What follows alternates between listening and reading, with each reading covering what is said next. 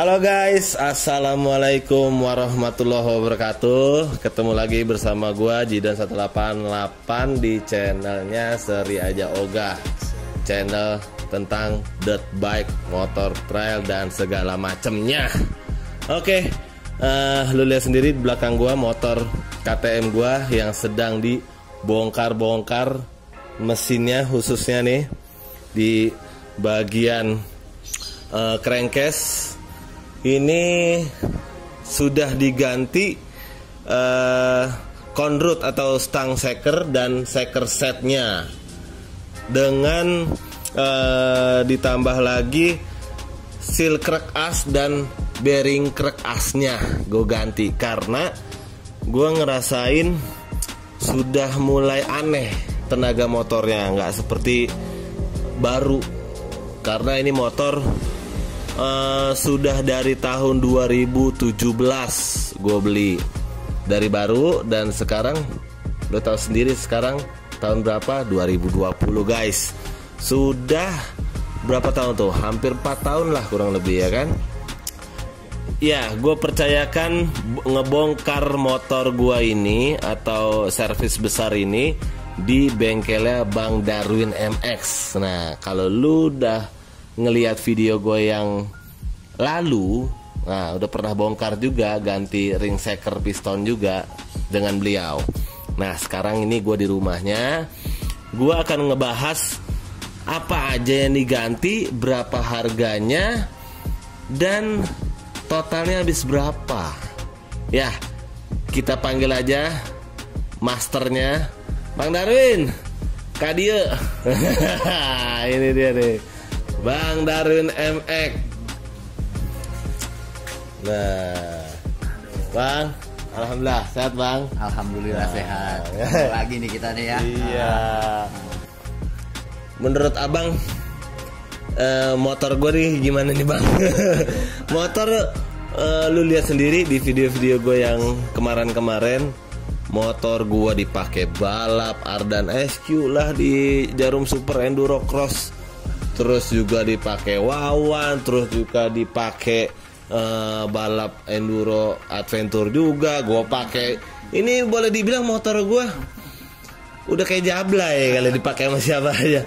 Tapi alhamdulillah nggak pernah trouble di jalur, karena gue sangat apa ya, boleh dibilang aware banget atau perhatian dengan mesinnya dan segala macamnya, kaki-kakinya, bannya, sehingga gue alhamdulillah tidak pernah belangsak di jalur. Nah setelah abang bongkar ini ya, menurut abang bagaimana dah? Ayo Yes. Kalau untuk yang diganti ini ya memang udah jam ya Bang, lihat situ Bang. Nah sebenarnya udah jam ya, udah waktunya, karena memang kegunaan motor ini juga kerjanya berat ya. Semua spare part belum saatnya harus kita rapihin lah paling enggak, supaya tetap nyaman ya kan. Karena nih motor kalau udah di hutan atau di medan laga paling enggak dia kerja keras nih. Nah, itu. Capek nih guys motor. Kalau dia bisa ngomong itu dia. Jadi ya banyak yang harus kita benahin ya, terutama ya kayak conrod atau stang shaker. Ya kita baruin lagi bearing kanan kiri. Dari situ Bang, ya, kasihan kan? Penontonnya nggak dilihatin. Ya seperti itu, seperti itu. Jadi kita center ulang. Ya, ini kemarin masalahnya di mana aja Bang motor saya Bang? Banyak ya banyak. Bang? Udah ada kebocoran kompresi karena ringnya udah haus. Ya. Jadi Dari kompresi. situ abang kayak malu-malu kan. Abang ini boleh dibilang udah cukup berumur, tapi gua salut sama beliau nih, masih gagah, masih suka ngelatih motocross di lapangan PPC, masih ngebongkar juga servis, mau servis ringan, mau servis besar, semua motor build up dan lokal juga pernah atau sering gitu ya Bang ya. Seperti itu, semua motor juga kita sebenarnya nggak ada nolaknya ya, semua kita ambil. Dan beliau juga ya jago banget lah main motocrossnya. Gue belajar sama dia. Ya lanjut lagi Bang. Gimana nih Bang? Tadi ya semua spare part udah kita ganti nih ya, terutama yang vital jelas ya, yang saya bilang tadi dari conrod, bearing, lahar atau lahar gitu ya. Terus seal water pump yang utama ya. Dimanapun yang namanya karet punya masa elastisnya ya. Nah itu yang harus kita pikirin juga. Memang utuh tapi dia udah tidak kedap air, udah bocor. Nah itu. Sekarang lagi kita rakit nih. Jadi si piston yang kemarinnya itu udah di bawah ringnya tuh udah hitam geseng ya? Ya, makanya kan Mana seker yang sekarang ini nih kita ganti dengan yang B. Gua ambil dulu guys, cut dulu. Oke, iya tadi apa aja yang rusak dan seberapa parah ya bang? Ya. Kita lihat pertama dari ring dari piston kitnya nih. Ya. Piston kit ini mempunyai waktu juga ya atau mempunyai umur juga ya dari pemakaian. Jam terbang menentukan juga dan ganasnya ngegas atau pemaksaan dalam gigi atau dalam power ya. Jadi mempercepat lah umurnya untuk ring shaker, untuk piston atau plat coping dan yang lain-lain. Di sini kita udah ada kebocoran ya, jadi kompresi udah berkurang. Ini yang harus kita pahamin juga untuk liner, kita cek juga. Setelah kita amati atau ada kebocoran, paling nggak kita taikin shaker ini dari A atau dari standarnya kita kasih ke B. Ya. Jadi yang utama kita bisa lihat liner. Liner kalau memang udah rusak ya, atau udah baretnya over ya kita juga nggak bisa, walaupun kita ganti dengan B juga percuma juga, nggak bisa diakal-akalin. Ini alhamdulillah blok ini masih normal ya, cuman gimana pun yang namanya barang ya, namanya part yang bergesek selalu ada keausan ya. Ya wajar lah kalau sekarang ini udah 3 tahun mau 4 tahun ini udah diganti dengan yang B.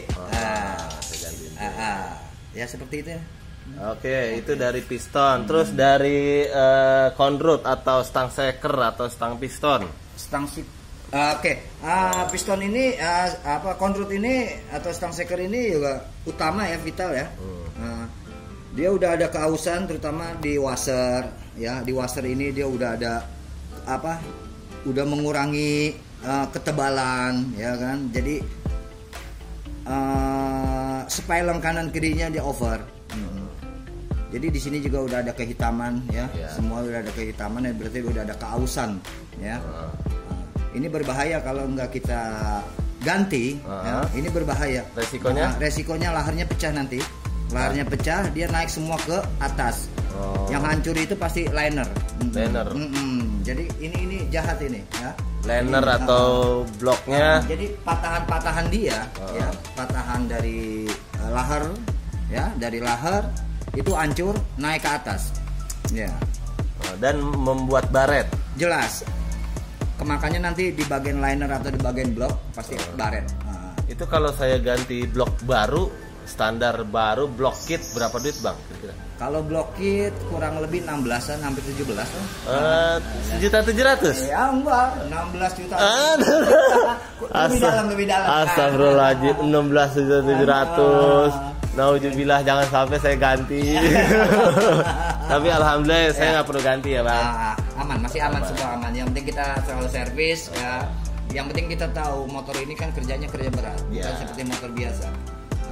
Dan juga CC pun menentukan juga nih, CC besar ini biasanya lebih cepat panas ya. Tapi kita alhamdulillah di sini selalu kita kontrol dengan kayak radiator, seal water pump, selalu kita cek. Ya. Oke, lanjut lagi. Terus apa lagi bang? Selain conrod atau stang shaker ini apa nih ini? Bearing. Ini bearing buat apa nih bang? Bearing ini untuk penahan kerkas kanan kiri ya. Penahan kerkas kanan kiri ya. Jadi dia dihapit, yang mengapit kerkas ya ini lahar. Lahar backhand kata anak-anak di mekanik mah, backhand. Anak-anak mekanik. Oke, terus apa lagi bang? Ini ya bang? Seal kerkas. Seal kerkas kanan kiri. Seset kita ganti sama seal water pump. Seal water pump. Seal water pump sama udah terpasang ya. Udah terpasang semua. Kita lihat sini. Biar air radiator nggak bocor ke dalam mesin. jangan sampai bocor dia. Jangan sampai bocor. Makanya kita selalu jaga. Tetap dia pakai umur. Nah, ada umurnya. Ada umur juga. Gimana pun elastis karet itu mempunyai daya lentur ya. Daya elastis itu yang selalu habis lah. Nah, apalagi Bang? Packing set palingnya Bang. Packing set utama lah Bang. Di situ kita packing set ini mencakup seal, o-ring itu. Jadi semua mesin seperti bagian head, ya ada o-ring. Jadi bukannya packing aja ya, dia semua pakai o-ring. Jadi o-ring ini kalau memang udah terlalu panas, ya daya lenturnya udah hilang. Itu yang akan bisa bocor. Oke, gua akan bahas harganya nih guys. Harganya kalau gua beli baru conrod, berawal dari conrod atau stang shaker set nih. Stang setnya berapa ya Bang kemarin Bang? Kemarin 2,5. 2,5 guys, 2,5 juta ya. Terus ditambah lagi bearing crack as dan seal crack as 1,7an ya guys. Terus ini berapa Bang? 2,2an ya. Ini gua ganti piston set B ya. Jadi cuma naik berapa mili tuh Bang? Mikro deh. Mikro. Wah, lebih kecil lagi. Mikro bukannya mili. Jadi kasat mata aja nggak kelihatan, tapi dia lebih besar gitu ya. Gitu Bang. Betul. Terus sama packing set yang gue beli juga berapa duit tuh Bang? Kemana sejuta? 300. 1,3. Ya 1,3. Ya totalnya begitu segitu tuh guys. Totalnya ting. Nah itu tadi bagian jeroan ya, jeroan mesin. Nah, gua akan ngebahas di bagian frame-nya atau sasis. Yang gua rasakan semenjak di 2017 kemarin gua pakai KTM ya. Frame-nya KTM itu lebih apa ya? Boleh dibilang kokoh juga lah. Lu lihat sendiri di video-video gua di Instagram kah atau di YouTube video yang lainnya. Itu motor gue jumpalitan ya Bang. Kedebak-kedebuk. Alhamdulillah nggak ada kerusakan yang fatal di bagian frame.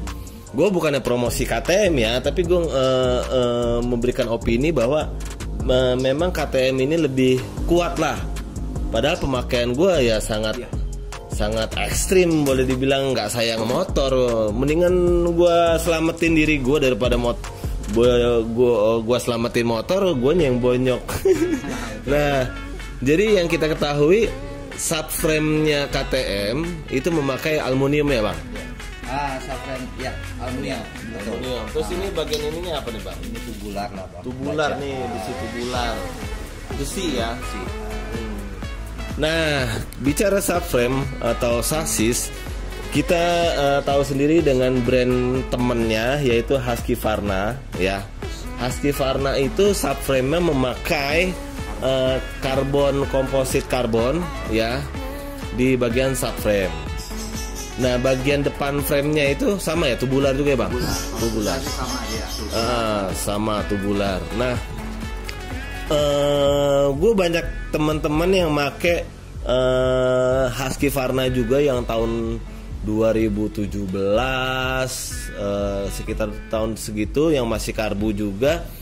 Dia memang ada resiko di baut subframe-nya guys. Jadi kalau pemakaian ekstrim misalkan gua pakai Husky, mungkin bagian subframe yang komposit karbonnya itu sudah retak ya.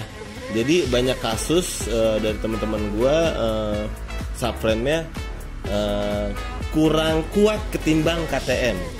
Bukan berarti gak kuat ya, tapi kurang kuat kalau kita compare dengan subframe-nya KTM yang masih pakai aluminium gitu ya Bang? Iya betul. Untuk subframe-nya dia kan KTM kita mengandalkan aluminium. Sampai tahun ini juga masih aluminium. Tetap aluminium.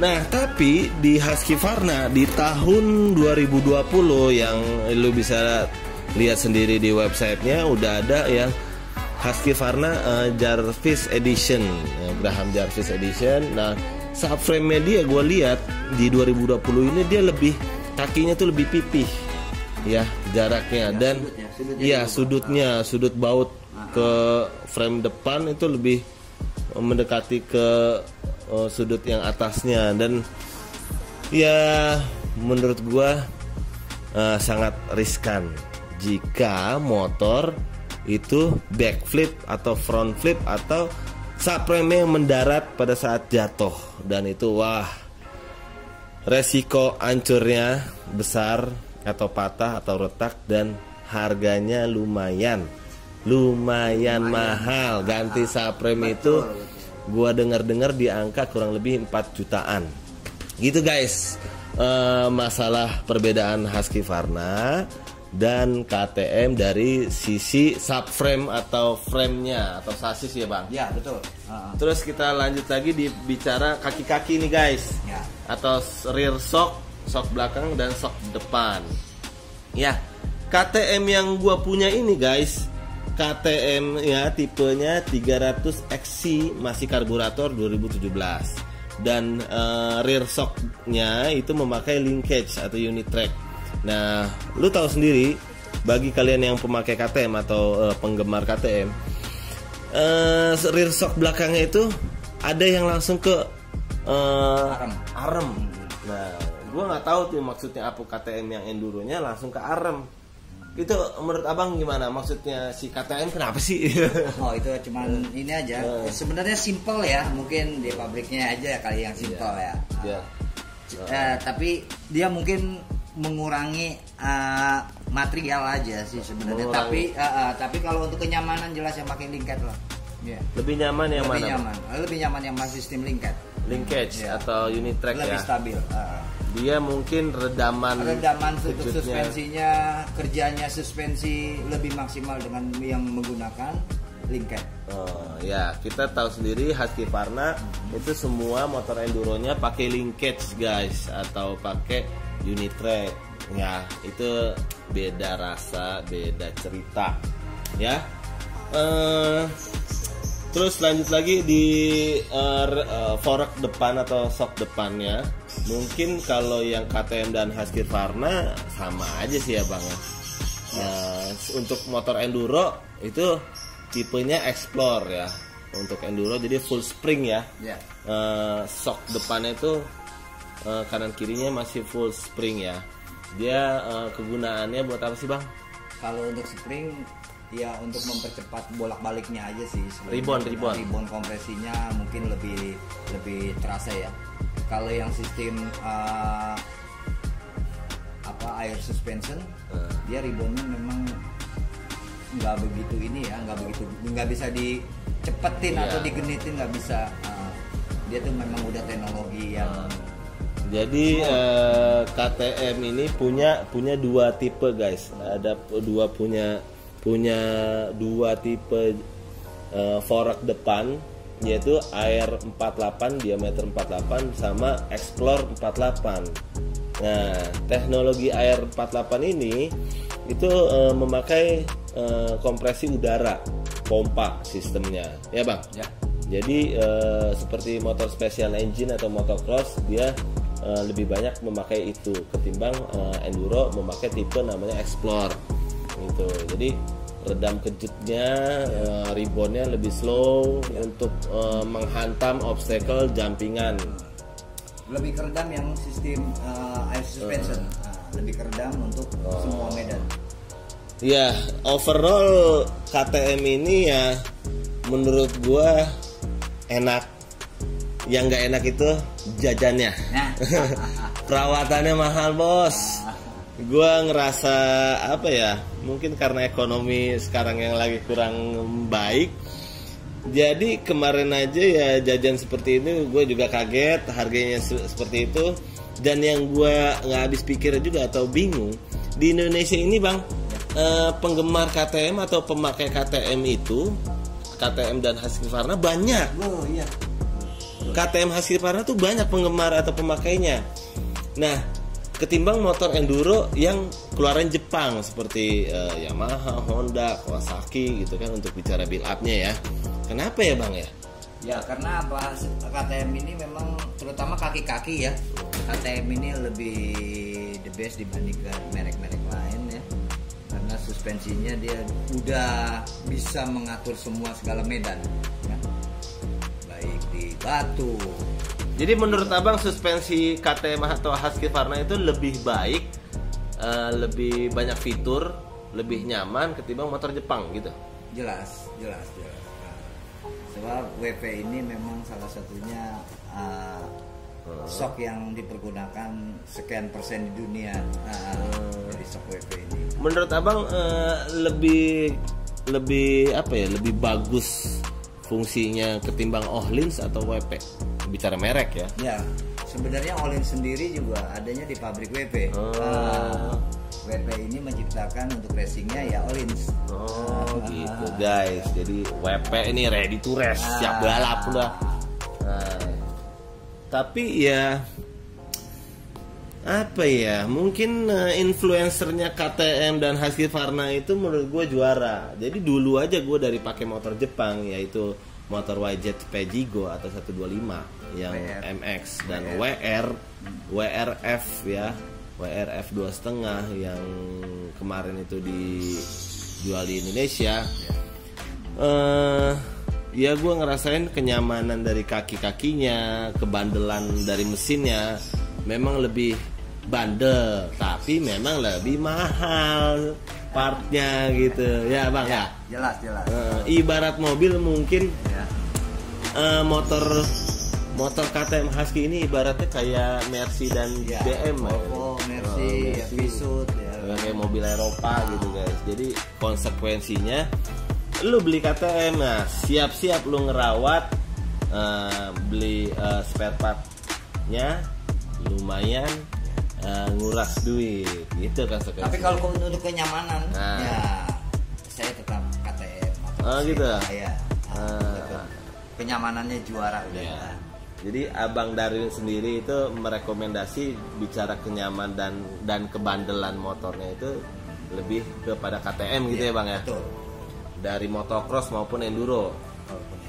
Ya, demikian cerita gua di video kali ini ya. Mungkin sementara itu aja yang gue bisa share kepada kalian di dalam video ini. Yang mau tanya-tanya silahkan komen di kolom bawah ya. Jangan lupa like, subscribe, klik loncengnya ya, agar kalian gak ketinggalan berita. Dan yang belum tahu, gue sedang mengadakan giveaway GoPro Hero 7 Black ya. Dan gue umumkan pemenangnya di bulan puasa menjelang lebaran. Insya Allah kita kondusif lagi nih guys dari virus corona. Semoga kita kembali normal. Oke, thank you Bang. Terima kasih. Assalamualaikum.